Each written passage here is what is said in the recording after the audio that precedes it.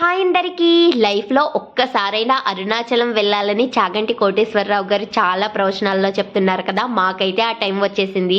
శివుడు ఆజ్ఞ లేనిది ఏమీ జరగదు కదా. ఎప్పటి నుండో అనుకుంటే కార్తీక మాసంలో కుదిరిందండి. కార్తీక మాసంలో అరుణాచలం చాలా పుణ్యం కదా.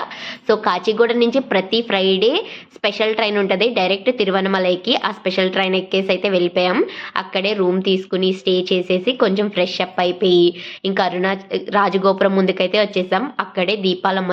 దీపం వెలిగించి కొబ్బరికాయ అయితే కొట్టేసి మా గిరి ప్రదక్షిణ అయితే స్టార్ట్ చేసామండి. చాలా జనం ఉంటారు. పౌర్ణమి రోజైతే ఇంకా జనం ఉంటారు. మేము పౌర్ణమి మల్లాడు వెళ్ళాము. సో కొబ్బరికాయ కూడా కొట్టేసి గిరి ప్రదక్షిణ అయితే స్టార్ట్ చేసేసాము. మొత్తం కొండ 14 కిలోమీటర్లు. మొత్తం రోడ్డే ఉంటుంది. ఎలాంటి స్టెప్స్ ఉండవు. చక్కగా చేసేయచ్చు. చాలా లింగాలు ఉంటాయి. మొత్తం 8 లింగాలు ఉంటాయి. 8 లింగాలని దర్శించుకుని గిరి ప్రదక్షిణ చేయొచ్చు. నడవలేని వాళ్ళకి స్పెషల్గా ఆటోలు కూడా ఉంటాయి. మీరు కూడా